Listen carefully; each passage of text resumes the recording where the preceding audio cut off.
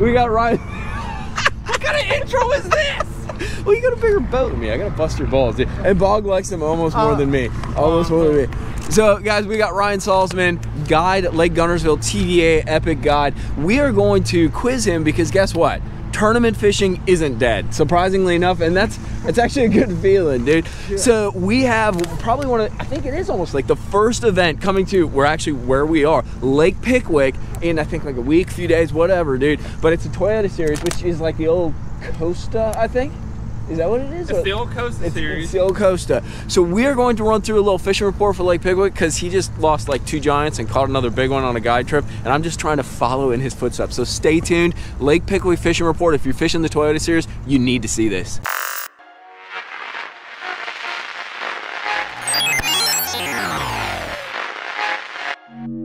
So Ryan, first of all, yeah, he wants to go fishing with my dog. He's like, screw balls, dude. Like, we're going to go fish. Oh, you guys, I want to kiss it. Ryan, so selfless plug. Oh my God. Oh God, dude, that's dog just like he French kissed him. Yes, me, dude. Bug, stay over here. Ryan, where can they find you if they want to get a guide trip and come out here and and you do pre-tournament trips too? Like if guys are fishing club derbies or even the Toyota Series, whatever, dude. Where can they find you? AlabamaBassGuide.com, Instagram ALBassGuide_meme lord. I'm gonna venture out to say, with my low level of skill on the TVA, Pickwick is going to shell off in the next week and a half, and you can catch them in a bunch of different ways, kind of like we talked about on Guntersville. What's going on out here? So we've had such a delay with the typical pattern. So in March we had that 80-degree 2-week, week and a half period, and it kind of fast-tracked a lot of these fish, and they pulled up. And then you had like the first decent wave of spawners come up, and you could catch some, you know, big largemouth, big smallmouth. Then all of a sudden it got unseasonably cool. So the way I think of spawning is there's not just, hey, they went up shallow and now they're out deep. It's micro. Like you have anywhere from 7 maybe 20 waves of fish in a spring, depending on different warming trends, right? Depending on how many cold fronts you get and warming trends, different waves of fish will move up. And I'll catch spawners on this lake through the end of May or early June even. But that's definitely the tail end. So right now with that last super blood wolf moon we had, and we had a warming trend, they all, like there's the main event of spawners, right? So you got all these small percentages, then you say you might have 40% of fish go up during the main event. And then now we're probably 70% through the spawn, I would think. And it's kind of getting a little weird, right? And we got a warming trend for like 2.5 weeks. And they're trying to get in that post-spawn funk, but there's a few residual spawners. We had an absolute giant this morning, smallmouth.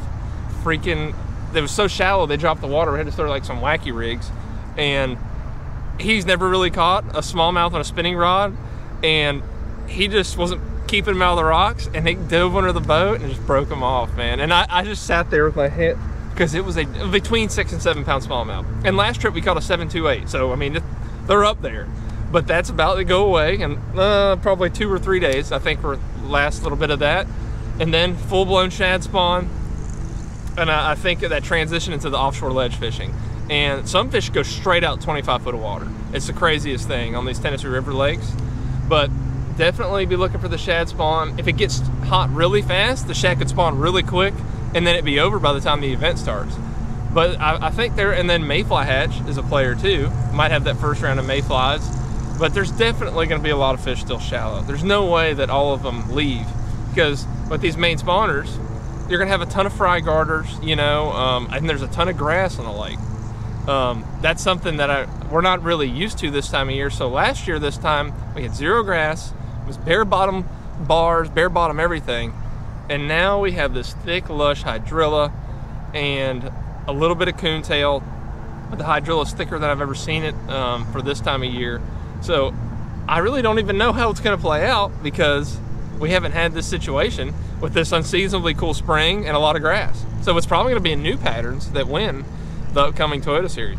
So Ron, that kind of leads to, I really have 2 questions, because one thing I'm trying to do is X out water, because I'm finding the easiest way for me to fish. I think I've talked about it in other videos. Like, I'm still in all right, so that's my boat. That's Ryan's boat, 250. And like, I'm not hating on bigger boats or anything, but I'm used to fishing out of a smaller boat, so I fish a little smaller, dude. Like, fish out a 10 boat on Okeechobee, so I'm all about like Xing out water. But one thing, or we'll just do my 2 questions because I don't know anything. You accept that and just move forward. One is, the whole lake's gonna be at play, right? I mean, like, literally, because we're up at like the dam right now, and this is where the tournament goes out of, and usually my understanding is ledge fit, everybody's running freaking 15 miles, you know, like way down, but like the whole lake's gonna be at play. And also, what do you think, is there gonna be a mixed bag? Because I know when a lot of the smallies are up, there's some of the first to go to there's some of those shallower ledges at least, dude, so you end up catching those, like maybe 1 or 2 of them, not a school, but like what's gonna play bag wise, and what is the whole lake in play? Like, what's gonna happen there? So you kind of think of the Pickwick Lake into 3 or 4 different sections. So we'll call it the tail race section from the tail end of 7 Mile through the dam. That's where the current's the strongest before it kind of opens up. Then you kind of got the trace area, what I call the trace area, which is from 7 Mile through the Natchez Trace, you know, Culver Creek down there. And then from there, I call the Waterloo area. I'm gonna kill the spider on Mikey. All right, I saved his life. Saved my life, bro. Props. Thank you. So, and then so from the Trace to Waterloo, I call that Waterloo. I mean, like, I caught them in Waterloo. Went to the Lou and caught them. And then that's like Bear Creek. And then the 4th section is Tennessee, like your Tennessee to the dam. So any one of those sections is going to play. And there's going to be people in the top 10 from each section. And honestly, you just need to probably do what you're good at, because I think there's winning bags potentially, you know, in inches of water, maybe on a buzz bait, and then sometimes in that mid-depth hydrilla. Then you'll have guys that fish that 12 to 15, then you'll have guys that fish out to 20. And I really believe there's 20 to 25 pound bags that could be caught doing either thing. And it's just landing on the right spot at the right time. If you land on a shad spawn early in the morning, you might catch them in that deep of water, and you might have 22 pounds in 10 minutes, right? And I think you will see a mixed bag, but it might not be every day of a mixed bag. But right, if you're on a shad spawn, these smallies, like, they start wolf packing. And they're not in one place for long. So what happens is they'll just be cruising down the river. And if there's a shad spawn, they'll go in there and they'll just be, dude, I caught 22 pounds of smallmouth over there and freaking blah, blah, blah. And the next day's, I don't know where they went. Really? Oh, yeah, they're probably 2 miles down the lake, yeah. So that's like Smith Lake 2.0, dude. that doesn't sound cool. So no. So there might be some guys who are going to sack them up with some smallies and that, and then they're going to be awfully surprised, like on the next day or something, when they go back and like it's a dead zone, dude. Right. Unless the largemouth move in and there's a pond like mixed in. Right. So weights wise, I guess everybody's always wanted that, and I know tournament anglers watching this right now, everybody wants like a basic weight. I think, is this a 3 day? Okay, it's a 3 day event, 5 fish, and it's a 15-inch limit out here, right? Mm-hmm. Across the board. So what do you think weight wise? Oh, I think someone catches a big bag day 1, 25 or plus, you know, 25 to 27 has potential, especially, you know, if they start eating after their post-spawn funk, they're kind of getting in. So an average of 25 would be 75. I'm going to say between 71 and 75 pounds. That's kind of a broad range, but there's going to be definitely over 20 a day. That's hefty, dude. Minimum of 23 a day, I think, wins. And a lot of that's because they're kind of fresh fish. I think, especially if somebody finds them on the ledges, dude, they're going to be virgins, dude. I'm ignorant. I don't know if they can go to Wilson, but I know some guys. That's what I was actually wondering about, if they can get to Wilson. So we'll just say they can go to Wilson. If they can go to Wilson, if they can get to and back the lock, my buddy will probably win it on Wilson. And if he catches them, because he consistently catches 30 pounds up there. Ryan, last thing we're going to do is we're going to invade your boat. Bog, oh, he's comfy. Bog's just sunning himself. So Ryan, I know one bait that literally you would recommend throwing to anybody, and this is kind of, Ryan owns a company and it's selfless, but like, I will be the first to admit these swim baits are probably some of the best swim baits on the Tennessee River, because they're a little more compact. They're kind of perfect. So let's see these swim baits that you would be throwing, and then maybe throw me one other bone as to what baits you would be throwing out there right now. Okay, so though they may be little, they catch big fish. This is my little mini box, and yes, I do have some Kitex in there. It's my spotted bass, but this is my go-tos for, like, if there's a smaller shad spawn. I'm gonna throw these underspins. See, I don't throw these as much. These are out. This is the True Lock underspin, and I got these all the way for the 1/2 and 3/4. It's a new product, but it is phenomenal. Rig one of these suckers up. Check this out. This color is called Winter Minter. It's probably my go-to, especially on Smith Lake. If you guys go down there, this thing is killer. Check this thing out.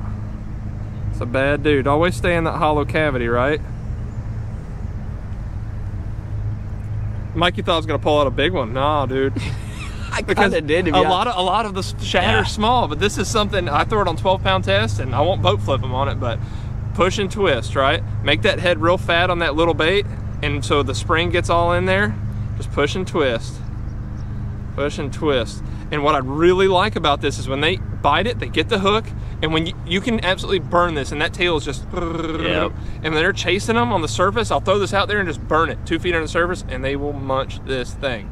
But I don't know how many of these we got left in stock. We're running low, but that is a killer bait.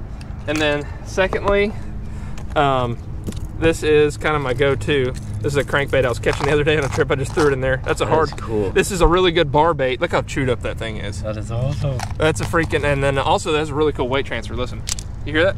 I do. That's a. Is that a Yozuri or something? It's a hardcore. It's a new. Shut company. up! I used to love the hardcore. Yeah, dude, it's sorry. A hardcore. Okay, oh, we're gonna put that in my pocket. Okay, you can kind of see what's my favorite colors out of here, right? What's missing the most? Oh, that's my favorite color. Green we make bean something like that, like and ham and citron. herring. Yeah, with the green back. Yeah. Yep. But honestly, I love 99 problems. So yeah, let's go through them. And a bass ain't one. But a bass ain't one. Yeah. Actually, hold on for a sec. Can you open that back up? I'm gonna just take one of those because I want one. Okay. Sure. Now you can. Now you can show. So yeah, we got. Let's go through them. We got hot sauce.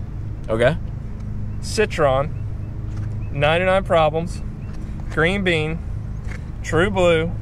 And this one's called Rexy, or Sexy Rexy. I don't know, I get them confused, but this thing's really cool. Smallmouth killer, chartreuse in the belly will all, it's really killer. That's like a Table Rock special. Oh, it is, kind of deal. Absolutely. But yeah, and the other version of this has this baseline for that instead of a white. So we have 2 versions of that color. So Very Sexy cool. and Sexy Rexy. Named after Rex Chambers, one of my fishing partners. We didn't always get along, but we caught big fish. So I had to name a bait after.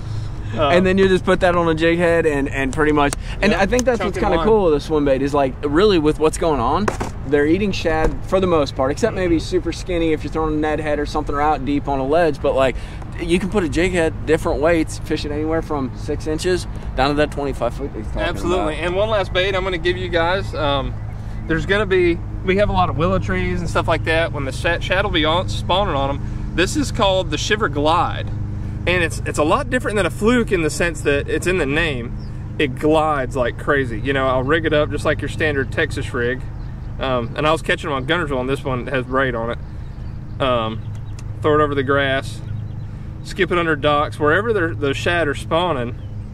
But you know how glide baits have that really like, when this thing glides, and there's something about this action when it's doing wide range, instead of that, you know, real erratic, it just draws fish from farther away. And it's a little bit bigger profile bait, and it's because of that tail's flat, it lets it glide out like that. But this is by Reaction Innovations, White Trash, one of my favorite little, kind of a sleeper bait, not many people throw it. You know, it's also really, really good on a scrounger. I appreciate your openness, dude, as Absolutely. usual, man. Like, he's really been a mentor to me in kind of learning and getting my foothold, dude, because it's very challenging to fish these TVA lakes. But I'm excited. I'm not a big fan of tournaments, but at the same time, I'm a fan of getting back to reality. So I'm excited that tournaments are going to start kicking off, especially, I love Pickwick. I mentioned to you guys in some of the videos, one of the biggest reasons I moved up here is Lake Pickwick. It is one of the most beautiful lakes, and fishing-wise, the ledge fishing is insane, the scenery is insane, and if you really want to have some fun, grab some beers, and there's an awesome waterfall with a cliff jump. And come find me, guys. Or come find him, but like, there's a cool waterfall. Once this water warms up, dude, you can go hang out and have a good time. But Ryan, appreciate it, dude. Thank you for being so open. I hope you guys enjoyed this video, dude. Ryan's a super dude, like, cool, dude. Go troll him, have some fun with him, dude. Or get a guide trip, dude. Like, honest, yeah. And that's what he'll do, and you pay him to do these things, dude.